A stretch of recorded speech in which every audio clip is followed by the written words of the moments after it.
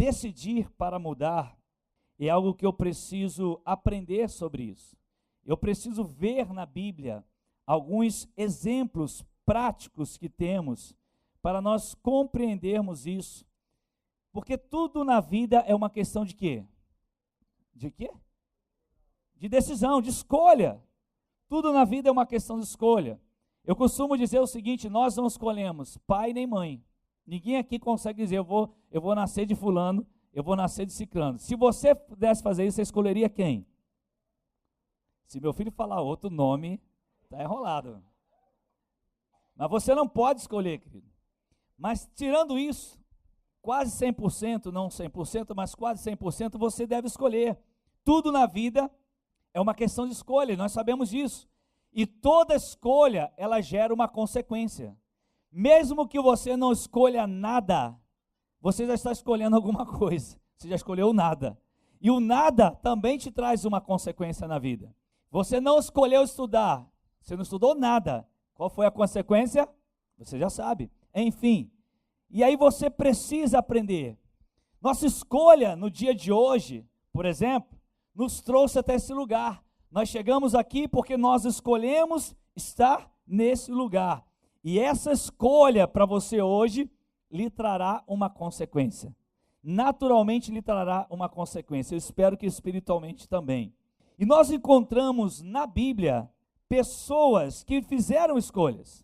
Obviamente encontramos. Porém, algumas fizeram escolhas boas, outras fizeram escolhas ruins.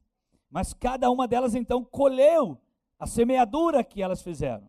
Quando fazemos essas escolhas, obviamente, como disse, vamos colher. E Deus, é interessante, queridos, porque Deus deu a você e deu a mim a capacidade e a liberdade de escolher. Eu posso escolher, você pode escolher. Graças a Deus por isso. Deus não te fez um robô. Deus te deu a condição e a capacidade da escolha. Talvez hoje você sofra pela sua escolha do passado. Alguém diz para você, não faça isso, menino. Não faça isso, menino. Talvez seu pai, sua mãe, alguém falou alguma coisa para você e você não levou em conta, deixou para lá, e hoje você administra as consequências de suas escolhas. E às vezes são dolorosas. E mesmo você que aceitou a Jesus, mesmo você que é um cristão, aceitou a Jesus, mas você está administrando as escolhas do seu passado. Hoje você tem o Senhor na sua vida para te orientar, mas você ainda tem as consequências das escolhas. E essas escolhas precisam ser bem administradas. Então Deus, nesse ponto, Ele nos deu a liberdade. Você é livre, mas Ele não te deu a liberdade de viver sem uma escolha. Ele não te deu essa liberdade. Você precisa escolher. Mesmo que você não escolha nada, como eu disse, você já fez uma opção na sua vida.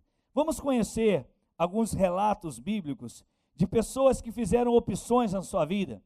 E quando essas pessoas eles escolheram mudar, agora deixa eu te falar algo importante. Você não muda a si mesmo. Você não muda a si mesmo. Eu vou me mudar. Você pode mudar de casa, você pode mudar de carro, você pode mudar de roupa, mas você não pode mudar a si mesmo. O ser humano não tem essa capacidade de mudar a si mesmo. Ele precisa de algo que possa ajudá-lo a ser transformado. Ele precisa de alguém que possa ajudá-lo a ser transformado. Ele precisa de princípios na sua vida. Não é assim, eu me garanto, eu vou mudar. Muita gente às vezes usa a seguinte frase: quando eu estiver bem eu vou para a igreja. Deixa eu resolver minha vida. Eu preciso organizar minha vida para ir para a igreja. A pessoa não tem a ideia do que seja servir a Jesus, seguir a Jesus. E pensa que a igreja, essa comunhão, ela é cercada de pessoas perfeitas, pessoas que não erram, pessoas que não cometem erros. E aí ela pode se deparar com situações que ela conhece, de pessoas que ela conheça, que são crentes, que são servos de Deus e que falham, e que erram, cometem equívocos, não deveriam, mas cometem. E aí pensa, como é que é isso? E há uma confusão na mente da pessoa. Ela tem na mente, para ir para a igreja, tem que estar tudo certinho na vida, mas vê algumas coisas na igreja, ou pessoas que se dizem ser igreja, cometendo equívocos, e ela fica numa dúvida na sua vida. Por quê? Porque cada uma dessas pessoas fizeram escolhas. Em 2 Reis, capítulo 21, conta a história de um rei, e esse rei fez escolhas na sua vida, chamado Manassés. Olha só, 2 Reis, capítulo 21, de 1 a 9, depois o versículo 16, eu vou falando os versículos, depois 2 Crônicas 33, de 10 a 13. Diz assim: Manassés tinha 12 anos de idade quando começou a reinar, e reinou 55 anos em Jerusalém. O nome de sua mãe era Efizibá. Ele fez o que o Senhor reprova, imitando as práticas detestáveis das nações que o Senhor havia expulsado de diante dos israelitas. Olha só o que ele fez. Reconstruiu os altares idólatras que seu pai Ezequias havia demolido, e também ergueu altares para Baal. Era um demônio que lhe serviu naquela época. Fez um poste sagrado para Azerá, ou Aserá, como fizera Acabe, rei de Israel. Inclinou-se diante de todos os exércitos celestes e lhe prestou culto. Construiu altares no templo do Senhor. Dentro do templo, ele começou a construir altares, do qual este havia dito: em Jerusalém, porei o meu nome. Nos 2 pátios do templo do Senhor, ele construiu altares para todos os exércitos celestes. Olha só o que ele fez, irmãos. Chegou a queimar o próprio filho em sacrifício. Havia um ritual que eles faziam de sacrifício a um deus chamado Moloque. Já viu quando a gente chama alguém de moleque? Provém dessa palavra Moloque.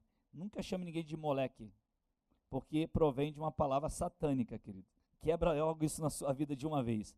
Então havia um ritual com esse demônio, e eles queimavam seus filhos como nesse ritual. E esse rei fez isso. Um rei que conhecia o Senhor. Olha só que nível que ele chegou. Praticou feitiçaria e adivinhação, e recorreu a médiuns, a quem consultava os espíritos. Fez o que o Senhor reprova, provocando quem? A ira de quem? De Deus. Provocou a ira de Deus. Ele tomou o poste sagrado que havia feito e o pôs no templo, do qual o Senhor tinha dito a Davi, a seu filho Salomão: neste templo em Jerusalém, que escolhi dentre as tribos de Israel, porei o meu nome para sempre. Não farei os pés dos israelitas andarem errantes novamente, longe da terra que dei aos seus antepassados, se tão somente tiverem o cuidado de fazer tudo o que lhes ordenei e de obedecer a toda a lei que meu servo Moisés lhes deu. Mas o povo não quis ouvir. Manassés os desviou, a ponto de fazerem pior do que as nações que o Senhor havia destruído diante dos israelitas. Versículo 16. Manassés também, tem mais, derramou tanto sangue inocente que encheu Jerusalém de um extremo ao outro. Além disso, levou Judá a cometer pecado e fazer o que o Senhor reprova. Segundo Crônicas, capítulo 33, versículo 10. Olha só o que vai acontecer. O Senhor falou a Manassés e ao seu povo, mas não lhe deram atenção. Na NVI, né? Por isso o Senhor enviou contra eles os comandantes do exército do rei da Síria, os quais prenderam Manassés, colocaram-lhe um gancho no seu nariz, imagina, e algemas de bronze, e o levaram para Babilônia. Versículo 12. Olha só o que vai acontecer. Em sua angústia, ele buscou o favor do Senhor, o seu Deus. É interessante a Bíblia ainda dizer que Deus era o Deus de Manassés. Ele buscou o favor do Senhor, o seu Deus, e humilhou-se profundamente, muito, diante do Deus dos seus antepassados. Versículo 13. Quando ele orou, o Senhor o ouviu e atendeu o seu pedido, de forma que o trouxe de volta a Jerusalém e a seu reino. E assim, Manassés reconheceu que o Senhor é Deus. Quando Manassés tomou a decisão de reconhecer o seu pecado, e quando decidiu se arrepender, Deus veio em seu favor. Ele tomou a decisão, ele fez uma escolha, ele disse: chega, olha que ponto eu cheguei. Diante da situação que ele estava, ele disse: chega, eu preciso tomar uma decisão. E é interessante, querido, todo mundo sabe o que tem que fazer, ninguém precisa perguntar a ninguém o que tem que fazer. Manassés não perguntou a ninguém, preso lá, um gancho no seu nariz, algemas de bronze, angustiado, ele sabia o que fazer. Ele desobedeceu a Deus nos piores níveis que você pode imaginar. Você leu comigo aqui, derramando sangue no Jerusalém toda, seu próprio filho queimando no fogo por Moloque, e tantas outras atrocidades ele cometeu, mas ele sabia o que fazer, e quando ele decidiu fazer a escolha certa, a sua vida mudou. Ele decidiu reconhecer seu pecado, ele decidiu se arrepender, e aí Deus veio em seu favor. Existem outros exemplos na Bíblia de decisão. Mateus capítulo 15, vamos lá em Mateus, hoje é dia da gente ler a Bíblia, que bênção, né? Mateus 15, 21 a 28. Saindo daquele lugar, Jesus retirou-se para a região de Tiro de Sidom.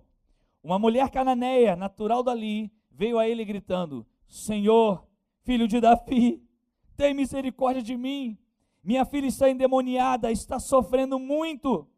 Mas Jesus não lhe respondeu nada, nenhuma palavra. Então seus discípulos se aproximaram dele e pediram: Senhor, manda essa mulher embora, fica aqui gritando, esperneando atrás da gente, toda hora gritando, manda ela embora. Ele respondeu: eu fui enviado apenas às ovelhas perdidas de Israel. Então a mulher veio, adorou de joelhos e disse: Senhor, me ajuda, por favor.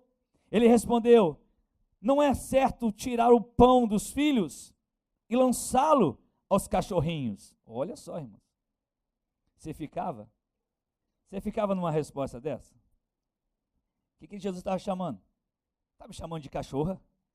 Os filhos são o povo de Israel. É isso que o senhor está me chamando? Aí ela disse: é verdade, Senhor. Só que era um ditado. Ela entendia que Jesus estava chamando-a de cachorro. Sim, Senhor, mas até os cachorrinhos comem das migalhas que caem da mesa dos seus donos. Que resposta, irmãos, que resposta. Aí Jesus olhou para ela e falou assim: mulher, grande é a sua fé, seja conforme você deseja. E naquele mesmo instante a sua filha foi curada. Aquela mulher, ela decidiu perseverar até que a sua filha fosse curada. Ela teve que se humilhar, ela teve que reconhecer tudo ali, ela teve que se dobrar, teve que se adorar a Jesus, dobrar seus joelhos e reconhecer: só o Senhor pode. Então ela decidiu perseverar. Queridos, tem tanta gente largando tudo por um simples prato de lentilha. Tanta gente que vem aqui ou em tantos outros lugares, ou escuta numa rádio, coloca um louvor e na primeira esquina já está abandonando tudo. Já largou célula, já largou discipulado, já largou liderança, já largou ministério, já largou tudo, já largou família e não consegue perseverar. Já largou aquele milagre que Deus já estava pronto para lançar sobre a vida dele e ele já abandonou porque não persevera. Decida hoje perseverar para que algo mude em sua vida. Primeiro, Manassés decidiu reconhecer. Segundo, a mulher cananeia decidiu perseverar. Marcos 10. Abra sua Bíblia em Marcos capítulo 10, a partir do versículo 46. Marcos 10, 46. Vamos deixar a palavra falar por nós. Então chegaram a Jericó. Quando Jesus e seus discípulos, juntamente com uma grande multidão, estavam saindo da cidade, o filho de Timeu, Bartimeu, que era cego, estava sentado à beira do caminho, pedindo esmolas. Aqui vai aquela máxima que muitos hoje teólogos já falam, o apóstolo já ministrou isso aqui, eu já falei, filho de Timeu, Bartimeu. Bar significa filho, por isso chama-se Timeu, Bartimeu, filho de Timeu. Amém, pastor? Ministério de Ensino. Amém. E por que Bartimeu? Porque ele era cego. Aí alguns defendem a ideia de que o seu pai foi um grande general, amém, me ajudei, e ele afrontou, vamos dizer assim, na linguagem bem popular, o Império Romano. Ele foi julgado, e aí toda a sua casa foi julgada. Amém, pastor Jorge? Ele é do Ministério de Ensino, tem que aprovar. E toda a sua casa foi julgada. Os olhos, diz a tradição, que de todos foi retirado. Por isso Bartimeu era cego. Agora, fazer um cego enxergar de novo, que nasceu com olhos, é uma coisa. Agora, fazer um cego enxergar novamente que não tem olhos, é outro nível, meu irmão. E aquele homem, olha só, ele estava à beira do caminho pedindo esmola. Quando ouviu que era Jesus de Nazaré, começou a gritar: Jesus, filho de Davi, tem misericórdia de mim. Porém, muitos o repreendiam para que ficasse quieto, mas ele gritava ainda mais: Filho de Davi, tem misericórdia de mim. Jesus parou e disse: chamem-no. Chamaram o cego. Ânimo, levante-se, olha, ele está te chamando. Aí a Bíblia diz: lançando sua capa para o lado, de um salto, pôs-se em pé e dirigiu-se a Jesus. E aí Jesus faz aquela pergunta profunda: o que você quer que eu faça, meu filho? Perguntou-lhe Jesus. O cego respondeu: Senhor, eu quero ver, talvez algumas versões, eu quero ver novamente, não é isso? Eu quero ver. Vá, disse Jesus, a sua fé o curou. E imediatamente ele recuperou a visão e seguiu Jesus pelo caminho. Aquele homem, ele decidiu fazer algo para mudar a sua vida e a sua história. E a Bíblia fala que quando ele ouviu dizer, que Jesus disse: chamam, traga até a mim, ele pegou a sua capa e lançou fora a sua capa. A capa era um símbolo de algo que atrapalhava a sua vida. Agora imagine uma pessoa, um mendigo, cego, na beira do caminho. Qual era o estado daquela capa? Imagine uma capa podre, fedorenta, suja, toda cheia de lama, talvez coisas podres, e aquele cheiro insuportável. Aquele homem lança fora aquela capa, deixa de lado, porque ele decidiu se despir para receber uma cura. Aí a pergunta que eu faço: você quer decidir mudar, mas qual é a capa que você tem que lançar fora? Que tipo de capa que está sobre a tua vida, que precisa ser arrancada, lançada fora, porque essa capa está fedendo, e incomoda todo mundo que está perto, meu irmão. Todo mundo sente o cheiro, a família sente o cheiro, seus amigos sentem o cheiro. Mas você já viu a pessoa que ela se acostuma com o cheiro? Você olha assim e chega perto de uma pessoa nesse estado e você, meu Deus, como é que aguenta? Mas a pessoa, ela consegue conviver com aquilo. Mas naquele dia, aquele homem disse: chega, eu decido mudar hoje a minha história. Eu lanço fora essa capa de imundícia da minha vida e vou até onde aquele que pode me curar. E eu sei que ele irá me curar, porque eu decidi me despir daquilo que me cobre, a imundícia que está me cobrindo e que hoje me afasta das pessoas. Porque tem muita capa, querido, que está fazendo você se afastar das pessoas. Tem gente que ninguém gosta de ficar perto, irmãos, que não gosta de conversar. Aquela pessoa, imagina um crente que chega numa festa e ninguém gosta que ele chegue. Imagina a sua família, você é o crente da família e ninguém gosta que você chegue. Por quê? Será que todo mundo é ruim e só você é bom? Aquela pessoa que não para em lugar nenhum, não para em igreja nenhuma, não para em célula nenhuma. Será que todo mundo é ruim e só você que está certo? Ou será que não há uma capa aí que precisa ser retirada para que Deus te tire da cegueira? Então decida lançar essa capa fora hoje. E diga: hoje Deus irá me curar e eu saio dessa cegueira. Que Ele te revele essa capa hoje. Lucas capítulo 15, versículo 11. Jesus continuou. O homem tinha 2 filhos. Quantos filhos? 2. O mais novo disse ao pai: pai, eu quero a minha parte da herança. Assim ele repartiu sua propriedade entre eles. Não muito tempo depois, o filho mais novo reuniu tudo que tinha e foi para a região distante. Lá desperdiçou os seus bens vivendo irresponsavelmente. Depois de ter gasto tudo, Houve uma grande fome em toda aquela região, ele começou a passar necessidade. Por isso foi empregar-se com um dos cidadãos daquela região, que mandou para o seu campo a fim de cuidar de porcos. Você conhece essa história, eu também. Ele desejava então encher o estômago com as vagens da alfarrobeira, que os porcos comiam, mas ninguém lhe dava nada, ele queria comer a comida dos porcos. Caindo em si, ele disse: quantos empregados de meu pai têm comida de sobra, e eu aqui morrendo de fome? Eu me porei a caminho, já sei, e voltarei para o meu pai, e lhe direi: pai, pequei contra o céu e contra ti, não sou mais digno de ser chamado teu filho, trata-me como um dos teus empregados. A seguir, levantou-se e foi para seu pai. Estando ainda longe, seu pai o viu e, cheio de compaixão, correu para o seu filho e o abraçou e beijou. O filho lhe disse: pai, pequei contra o céu e contra ti, não sou mais digno de ser chamado teu filho. Mas o pai disse aos seus servos: depressa, tragam a melhor roupa e vistam nele. Coloquem um anel em seu dedo e calçados em seus pés. Tragam um novilho gordo e matem-no. Vamos fazer uma festa e vamos nos alegrar, pois esse meu filho estava morto e ele voltou à vida. Ele estava perdido e foi achado. E começaram a festejar o seu regresso. Aleluia. Aquele menino tomou uma decisão na sua vida.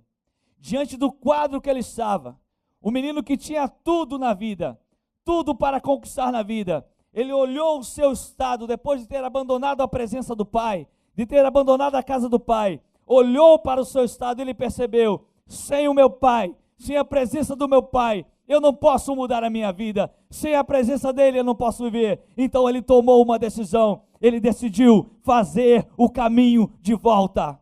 E quando ele decidiu fazer o caminho de volta, ele teve a sua autoridade restituída. Talvez exista alguém aqui hoje que precisa fazer o caminho de volta. Talvez você esteja aqui hoje longe de Deus, afastado da comunhão da igreja do Senhor, e Deus está dizendo: faz o caminho de volta, filhão, faz o caminho de volta. E é interessante que ninguém esquece o caminho de volta. Todo mundo sabe qual é o caminho de volta. Aquele filho não se perdeu para voltar para casa, ele sabia como voltar para casa, ele reconhecia a casa do pai, a presença do pai. Hoje, tome a decisão de fazer o caminho de volta. Quem sabe o caminho de volta no seu ministério, quem sabe o caminho de volta no seu chamado, quem sabe o caminho de volta na sua liderança, quem sabe o caminho de volta para a presença de Deus. Eu não sei, faça o caminho de volta, decida para mudar, decida para mudar. E o último exemplo, Lucas capítulo 8, a partir do versículo 43. E estava ali certa mulher que havia 12 anos vinha sofrendo de hemorragia e gastara tudo que tinha com os médicos. Lucas 8:43. Mas ninguém pudera curá-la. Ela chegou por trás de Jesus, tocou na borda do seu manto e imediatamente cessou a sua hemorragia. Quem tocou em mim? Perguntou Jesus. Mas como todos negassem, Pedro disse: mestre, a multidão se aglomera e te comprime. Mas Jesus disse: alguém tocou em mim, e eu sei que de mim saiu o poder. Então a mulher, vendo que não conseguiria passar despercebida, veio tremendo e prostrou-se aos seus pés, na presença de todo o povo, contou porque tinha tocado nele, e como fora imediatamente curado. Então ele lhe disse: filha, a sua fé a curou, vá em paz. Aquela mulher tomou a decisão de tocar, mas todo mundo tocava, e o seu toque foi tão profundo, de tanta fé, que ela foi curada imediatamente. E a Bíblia conta que ela não poderia se esconder mais no meio daquela multidão. Por quê? Porque quando somos curados, há uma evidência em nossa vida. A Bíblia diz que ela precisou se revelar a Jesus. Por quê? Porque todo mundo ia dizer: foi ela. Porque todo mundo já conhecia: essa é aquela que está 12 anos com hemorragia. Essa é aquela que já gastou seu dinheiro com os médicos. Essa é aquela que já buscou todas as alternativas para ser curada. Mas olha como ela está hoje. Ela está diferente. Olha como que ela está curada. Então não tinha como se esconder. Meu querido, em nome de Jesus, todos os exemplos que nós vimos aqui, Essas pessoas, elas tomaram uma decisão na vida. Sabe que tem gente esperando aqui, anjo descer do céu? Tem gente esperando assim, peraí, eu vou esperar um dia, sabe, que um profeta, um apóstolo, um pastor, vai colocar a mão na minha cabeça e vai dizer assim, em nome de Jesus eu declaro, faça isso ou faça aquilo. Tem gente esperando essas revelações aqui, e Deus já falou há muito tempo o que você tem que fazer. Você só precisa tomar uma decisão. Você sabe o que fazer, você sabe qual é o caminho a seguir, você sabe o Deus que você serve. Nem Manassés, em todo o estado que ele viveu, talvez fosse hoje o pior ser humano da face da terra, assassino cruel, não era um assassino qualquer, era um assassino cruel, nem ele esqueceu do seu Deus, nem ele esqueceu de Deus. E a gente às vezes fica esperando. O que você está esperando para colocar seu nome naquele quadro lá para orar 15 minutos, querido? Eu não preciso que seja revelado que horas que eu vou orar. Que coisa linda, mas nós precisamos saber. Nós precisamos saber. Sim, nós precisamos saber. Será que a igreja está em cobertura de 24 de oração? Porque esse é o nosso objetivo para esse ano, 24 horas de oração. Nós precisamos saber se está ou se não está. E tem gente, mas eu não consigo orar 15 minutos. Meu irmão, se você não consegue orar 15 minutos, hoje eu vou fazer um apelo para você se converter a Jesus. Porque é impossível, meu irmão. Alguém aqui pegou aqueles propósitos para orar durante 15 minutos? Eu duvido que você passe de 15 minutos. Você passa muito mais de 15 minutos. Às vezes eu estou orando, aí deu a hora, o despertador já toca, né? Para poder, senão, irmão, já era. Pela hora que coloquei lá. Eu toco, já levanto, até aquela guaribada de água na cara, senão fica difícil. E aí, vamos lá, vamos começar a orar, e começa a orar. Aí você esquece da hora, porque passa o tempo. Você está esperando o quê? Ah, eu quero um Brasil transformado, você ora pelo Brasil? Ah, eu quero minha família transformada, você ora pela sua família? Ah, eu quero minha célula multiplicando, você ora pela sua célula? Ah, eu quero minha vida prosperando, você ora e age. Decida para mudar, meu querido. Você sabe o que tem que fazer. Você sabe qual a escolha que você tem que tomar. Será que você percebe que sua vida não está completa? Será que seu coração está vazio? Será que apesar de você estar perto de muita gente, mas você se sente sozinho? Decida mudar. É uma questão de escolha. Jesus disse, eu sou o caminho, a verdade e a vida. Ninguém vem ao Pai a não ser por mim. Decida mudar. E para mudar, você precisa confiar em Deus. Você precisa crer e confiar. Você precisa colocar o seu coração no Senhor. Por quê? Porque essa mudança vai começar de dentro para fora, não é de fora para dentro, não. É de dentro para fora. Ele vai invadir o teu coração, porque você decidiu confiar no Senhor. Você decidiu confiar em Jesus como Filho de Deus, como o único Salvador da sua vida. E aí a sua vida começará a mudar. Eu não estou dizendo aqui que você vai ter uma vida boa, que você vai ter riqueza, que vai dar tudo certo para você a partir de agora, vai ser tudo do jeito que você quer. Não, querido, eu quero dizer a você que você vai ser salvo da justiça de Deus, porque da condenação eterna seremos salvos por meio de Jesus Cristo, nosso Senhor. Ele é o nosso Salvador, e a partir daí começamos um relacionamento com Ele, e através desse relacionamento com Ele, vamos aprendendo a fazer escolhas nessa vida, parar de fazer escolhas que nós sabemos que ferem o coração de Deus e só nos afastam dele. Decida mudar hoje. Ele é capaz de mudar a tua história. Todos os exemplos que vimos aqui, dos mais humildes, dos piores, Deus mudou a vida de todos eles. Todos eles foram transformados. Talvez aqui nós podemos nos identificar com algum deles. Todos eles foram transformados. Deus não nega seu amor a ninguém. Deus não negou nem a Manassés. Deus não nega o seu amor a ninguém. Ele não nega a você. Ele não nega a mim. Ele quer você, Ele quer a mim. Ele quer você de volta. Ele quer você perto dele. Mas você tem que tomar uma decisão hoje. É sair daqui decidido, querido. Não é sair daqui pensando o que eu vou fazer. Talvez algumas coisas você vai pensar o que eu vou fazer para resolver algumas coisas, mas você está convicto da sua escolha em Jesus, Senhor e Salvador da sua vida, e nada vai mudar isso para a glória dele. E quando você estiver diante de uma escolha que você vai ter que fazer amanhã ou hoje ainda, talvez abrir mão de alguma situação pecaminosa que você sabe que é. Você já fez uma escolha antes, começou de dentro para fora. Essa escolha é você que faz. Não vai descer anjo para dizer para você isso, querido. E se Deus está nos usando hoje para dizer isso para você, o anjo já veio. Deus já está te dizendo isso. Deus está te dizendo isso. É a palavra que te fala. Não é anjo que vai descer do céu para te falar, não. É a palavra que nos revela isso.